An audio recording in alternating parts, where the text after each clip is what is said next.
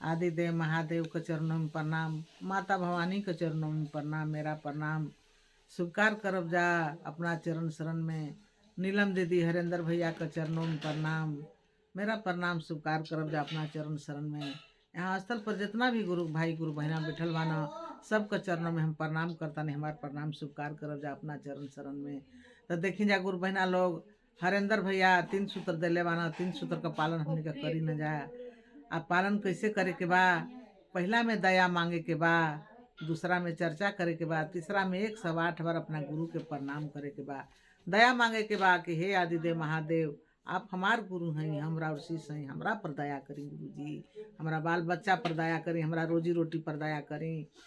और दूसरा में चर्चा करे के बा एक अनजान व्यक्ति से, रास्ता में चलत रही तब चर्चा करे के बा, कहीं बाजार हाट जाई वहाँ चर्चा करे के बा कि हे भैया हे बहनी हम तो शिव के गुरु बनौले बानी, तुहू गुरु बना के देख कितना फायदा बा, कितना अनुभूति बा, मान के देख मन से कितना फायदा बा।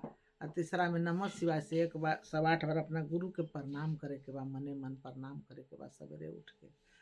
अब यही पर एगो हम भजन गावत तनी, हमार भजन अच्छा लगी तो लाइक सब्सक्राइब जरूर करब जा, कमेंट में डालब जा कि हमार भजन कैसा लागल है। तो भजन हम गावत तनी, बहनी लोग हमार सपोर्ट करब जा, लाइक सब्सक्राइब जरूर करब जा। अरे 4 बजे भोरवा में ना मनवा कैलिए गुरुजी, ना मनवा कैलिए गुरुजी। अरे 4 बजे भोरवा में ना मनवा कैलिए गुरुजी, ना मनवा कैलिए गुरुजी। अरे 4 बजे भोरवा में ना मनवा कैलिए गुरुजी, ना मनवा कैलिए गुरुजी। अरे तबो नाही दिहली दर सनवा हमरो ए गुरुजी, अरे तबो नाही दिहली दर सनवा हमरो ए गुरुजी। अरे तीसिया का तेलावा करहिया जरे गुरुजी, करहिया जरे गुरुजी। अरे तीसिया का तेलावा करहिया जरे गुरुजी, करहिया जरे गुरुजी। अरे ओइसे जरे जिया रहा मार हमरो ए गुरुजी, हमार हमरो ए गुरुजी। अरे 4 बजे भोरवा में ना मनवा कैलिए गुरुजी, ना मनवा कैलिए भोला जी। अरे 4 बजे भोरवा में ना मनवा कैलिए गुरुजी, ना मनवा कैलिए गुरुजी। अरे तबो नाही दिहली दर सनवा हमरो ए गुरुजी, अरे तबो नाही दिहली दर सनवा हमरो ए गुरुजी।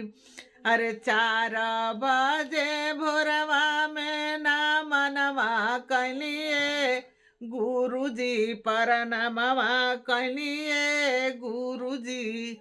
अरे तबो नाही दिहली दर सनवा हमरो ए गुरुजी, अरे तबो नाही दिहली दर सनवा हमरो ए गुरुजी। अरे जेठ बई सखवा का भूइयावा जरे गुरुजी, भूइयावा जरे गुरुजी।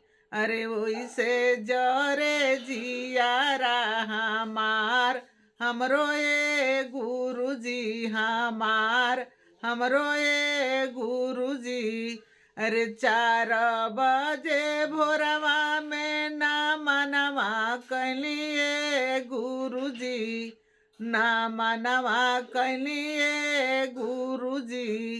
अरे तबो नाही दिहली दर सनवा हमरो ए गुरुजी, अरे तबो नाही दिहनी दर्शनवा हमरो ए गुरुजी। अरे 4 बजे भोरवा में ना मनवा कैली ए गुरुजी, ना मनवा कैली ए गुरुजी। अरे तबो नाही दिहली दर्शनवा हमरो ए गुरुजी। अरे तबो नाही दिहली दर्शनवा हमरो ए गुरुजी। अरे जेठ बैसख अरे सावन भदौआ कौरवनिया चुए गुरुजी, ओरवनिया चुए गुरुजी। अरे सावन भदौआ कौरवनिया चुए गुरुजी, ओरवनिया चुए गुरुजी। अरे ओइसे चुए आँखिया से लोर हमरो ए गुरुजी। अरे ओइसे चुए आँखिया से लोरवा हमरो ए गुरुजी। अरे लोरवा हमरो ए गुरुजी।